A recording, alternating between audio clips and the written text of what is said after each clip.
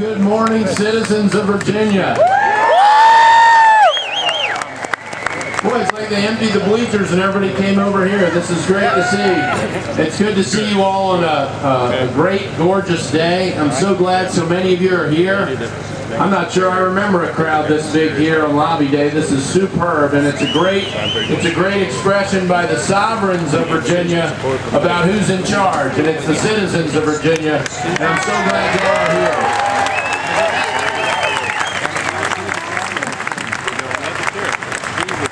We live in interesting times. I think that used to be a curse, but this year we're confronting more federal overreaching or proposed federal overreaching of power than we've seen in our adult lifetimes, certainly in my adult lifetime.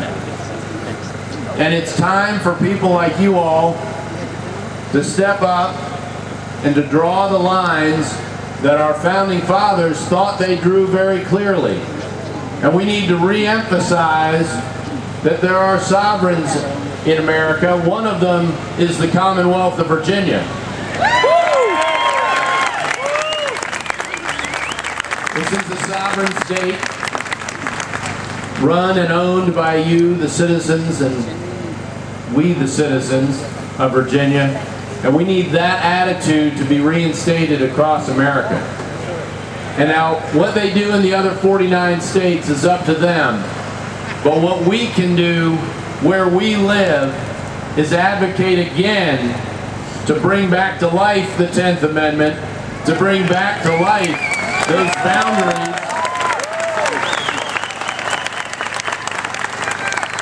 those boundaries in our constitutional system that were supposed to be the critical checks in the checks and balances system. Without them, we lose, gradually, we lose our liberty. And let's talk about one example of that. I see some signs about health care around here. Keep your hands off my health care. That sounds pretty good. If the federal government can order you to buy anything with the penalty of going to jail, then you are not a free man or woman in the United States of America.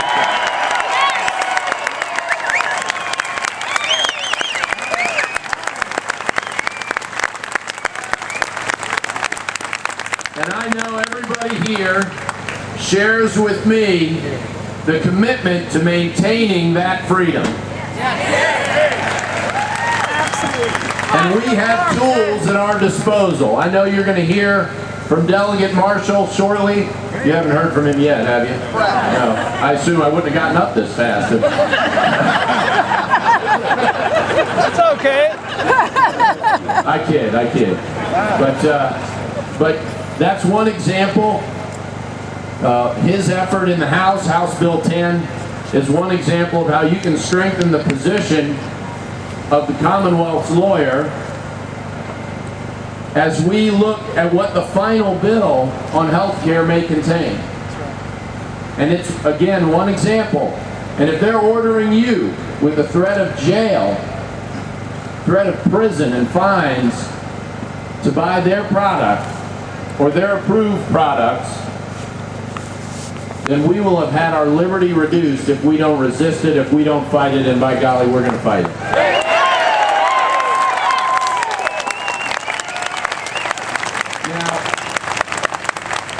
You have heard an awful lot about the so-called Cornhusker kickback.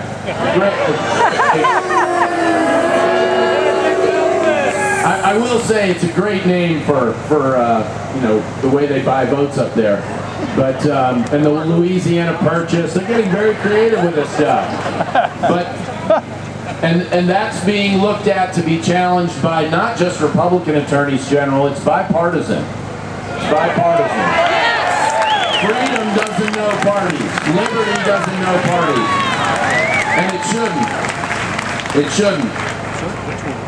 But there are other problems with that bill, and there are other things the federal government is looking at doing, and labor laws, on taking over our ability to govern ourselves and our environment, soon to be regulating our exhaling, and one thing after another. And I ask you to consider for a moment what James Madison would think about any one of these proposals. He would tear it down, or after he grew up.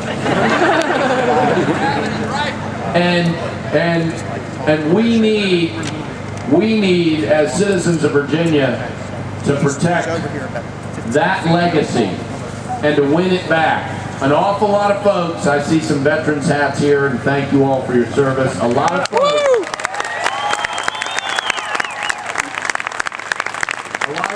have put an awful lot on the line and sacrificed a lot, sacrificed their lives, their families have sacrificed to pass along the gifts that the founders passed us.